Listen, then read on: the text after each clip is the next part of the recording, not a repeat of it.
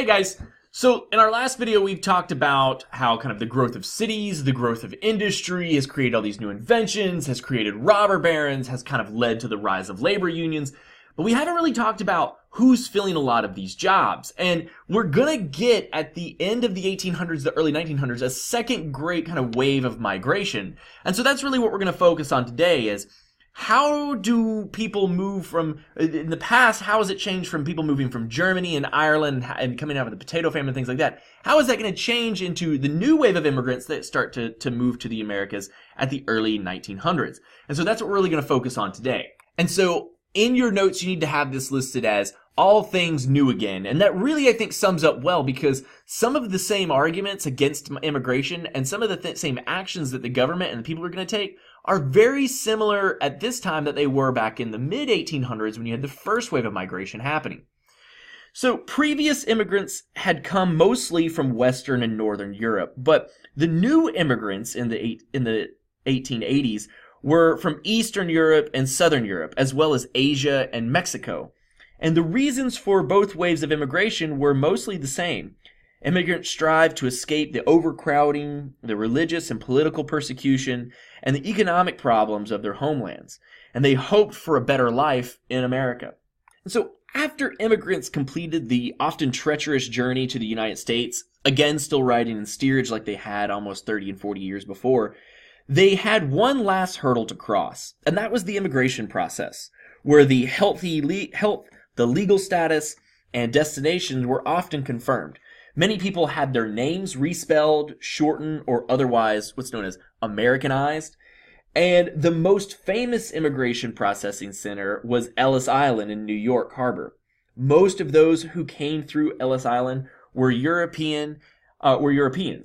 Asians usually entered the United States through the Bay Area's Angel Island, and Mexican immigrants tended to arrive through an immigration center in El Paso, Texas. The photo on the right is Ellis Island itself, and while that building held a special place for immigrants from around the world, maybe no single statue or symbol meant more than the Statue of Liberty. It was installed in New York Harbor in 1886 and was a gift to the United States from France. Originally, underneath that kind of green patina that we see today is copper, and so it showed really bright in the sunshine. And when immigrants would arrive into the country, it was often the first sight of the statue. It represented a new beginning in the American dream. It represented hope for them. The statue is holding a poem. It's holding a tablet, and at the base of the statue includes the famous lines from a poem: "Give me your tired, your poor, your huddled masses, yearning to be free." It's a poem by Emira Lazarus from the poem called "The New Colossus." Like previous immigrants, the new immigrants tended to settle in ethnic neighborhoods where they could continue speaking the language and practicing the religion, cuisine, and traditions of their homelands.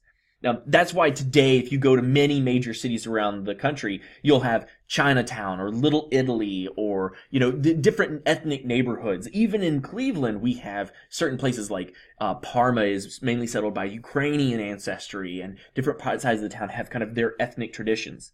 However, the new immigrants were more recognizably different than previous immigrants, and the diversity they brought to the cities was often seen as a negative. Some U.S. citizens feared that immigrants would take jobs away from citizens by working for less money, while others thought that the immigrants should assimilate or blend in to American culture as quickly as possible. Again, nativism rises its ugly head and becomes an opposition to immigration.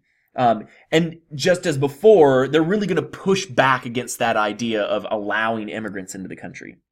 As it turned out, though, many immigrants, including women and children, ended up working in factories or sweatshops. A sweatshop is a factory kind of defined by its poor working condition and low wages. These people worked under harsh conditions and for very low pay. Immigrant farmers, however, could not afford to purchase their own land in America, so they often had no choice but to accept this really poor work. And again, if you are a robber baron and you're trying to make as much money as possible, you can kind of take advantage of these new immigrants coming into the country because they often maybe speak very limited English, they know few people here, they have very little money, and so they're looking to just scrape by and create a life for themselves, and they're willing to take jobs that maybe other people won't, but also for working conditions that maybe other people won't because they want that job so badly and they want to make it here in the Americas. Now, as I said earlier, immigrant farmers could often not afford the land, so they had to accept jobs that maybe no one else wanted. None of this is surprising, but in 1882, Congress passed the Chinese Exclusion Act, which banned immigration from China for 10 years. The act was renewed twice for a total of 30 years. Congress also limited immigration from Japan and unsuccessfully attempted to restrict all immigration by any illiterate persons or people who could not read. Convicts and people with certain illnesses were banned from coming to the United States as well. Although immigrants were encouraged to Americanize, the notion of being American was difficult to define. As immigrants assimilated, they changed what it meant to be an American. America was becoming a melting pot or a blending of cultures. If you go around the world today, most places don't have a Little Italy or a Chinatown or those kind of things. They don't have a Mexican restaurant in their town. They have kind of their ethnic food. If you go to Italy, there's not a lot of Japanese food there, for instance. America really becomes that. We blend holidays, we blend traditions, we blend social celebrations, and we blend food together to become a uniquely Americanized place. Sure, hot dogs and apple pie are uniquely American. But so, what many scholars would argue, is kind of the blended culture that we have today in our country. And so that's it. That's the major things you need to make sure you have in your notes. Understand that our way of life as Americans are really owed in big part to immigrants. They did a lot of the jobs that most Americans either A, did not want to do, or B, didn't have to do. They took on the jobs that were less desirable. And as a result, they brought with them to the New World new cultures, new ways of thinking, new ideas that really create that cultural diffusion that we have in America today. And they made America a melting pot. Think of it like this. If I want to make really good chili and I leave out the meat or the tomato sauce or any one item that's on the recipe, the chili doesn't taste very good. That's kind of what a melting pot is for America. All of these immigrants have come to the United States and have made it the country that it is today. We have a lot of our celebrations, a lot of our cultural festivals, and a lot of our food, for instance, just as an example of what they've brought to this country. And so immigrants played an important part.